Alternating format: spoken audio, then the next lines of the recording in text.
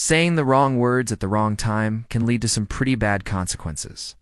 So in this video, we're going to talk about 10 things you should never say at 3 a.m., saying these could result in an early demise. So make sure to stick around for number 1. Starting off our list today at number 10, I told you so. Now, yes, you might think that saying I told you so at 3 a.m. is not a big deal, but you'd be wrong. Why? Well, because of the tone, right? When someone wakes up in the middle of the night and you happen to be awake, whatever it is that they're thinking at that moment, whether it be a nightmare or maybe some random thought, they're going to be very sensitive with their emotions. The last thing that they want to hear from you when they in this heightened state of emotion is I told you so. The reason why is because it's clear that they're uncomfortable and perhaps even scared. And if you say something like I told you so, you're only going to exacerbate the situation. Instead, why don't you try and comfort them rather than antagonize them? So no matter how tempting it is to say I told you so, next time they wake up in the middle of the night and say something weird, just keep your mouth shut. No. 9. Where are the toilets? You know what happens to be one of the most common occurrences that take place at 3 a.m.? People needing to use the bathroom?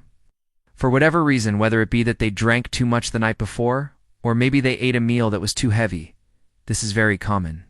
So if your friend wakes up at 3 a.m. and starts asking you questions like, where are the toilets, or where can I go to use the bathroom?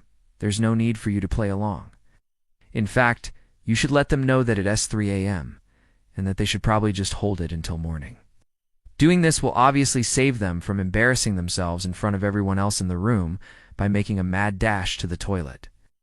But it's also going to save you from having to clean up any messes that they might make along the way.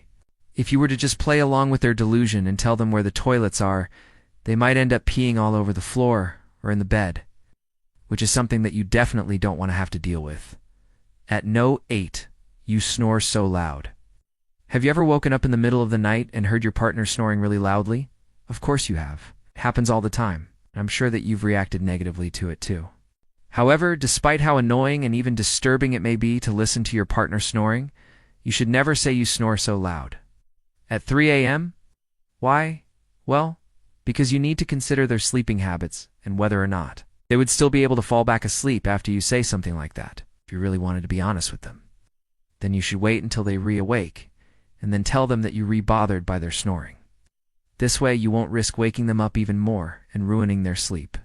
There are actually studies that show that people who are awakened during their sleep tend to have difficulty falling back asleep, even if they were awakened for a good reason, so keep that in mind. At number 7, are you okay? Perhaps you live with a roommate or a friend, and at 3 a.m., you hear some strange noises coming from their side of the room. You might be asking yourself, should I check if everything is all right? Well, in most cases, the answer to that question is no.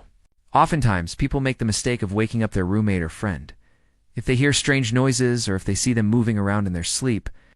But in most cases, this is unnecessary and will only serve to annoy the person you're living with. Think about it. Would you want someone to wake you up in the middle of the night just to ask you, are you okay? Chances are you wouldn't.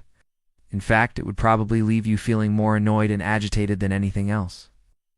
So next time you hear strange noises coming from your friend's room, just ignore it.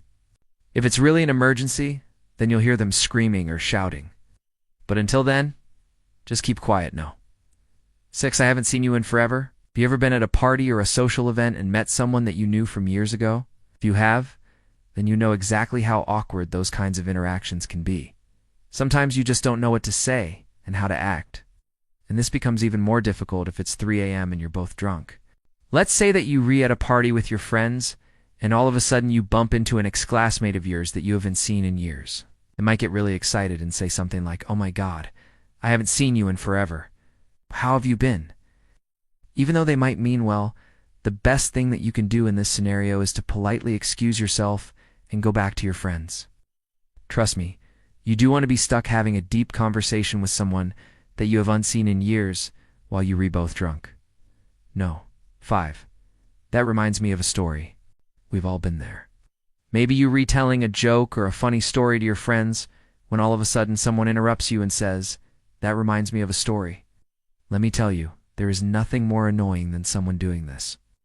Not only does it completely derail the conversation, but it also makes you feel as though your story wasn't interesting enough.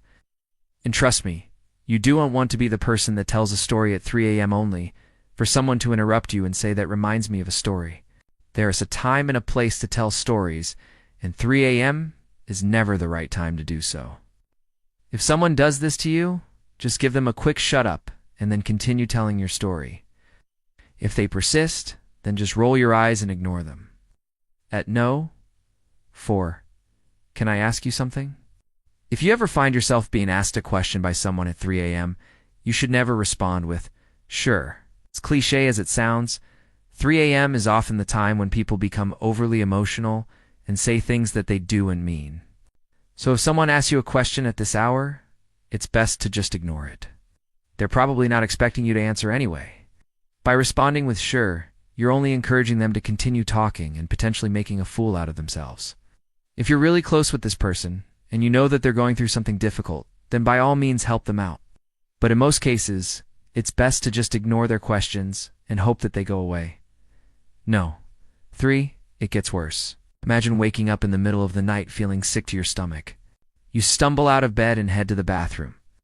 And as you're sitting there trying to figure out what's wrong with you, someone says to you, it gets worse. That person would be a liar. In fact, that person would be a psychopath. No one wants to hear that their current predicament is going to get worse. It's just not human nature. So if you ever find yourself in this situation, just stay silent. It's the best policy. No. 2. What are you doing? So you're fast asleep in your bed when all of a sudden you hear a knock. You open your door, and there's someone standing there that you didn't invite. What would you say in this situation? Chances are you're going to say, what are you doing here? But that's not a good idea. The person standing at your door is obviously comfortable enough to be there. Otherwise, they wouldn't have knocked. So by asking them, what are you doing here? You're only going to make them feel unwelcome and unappreciated. Instead, why don't you try being more polite and welcoming?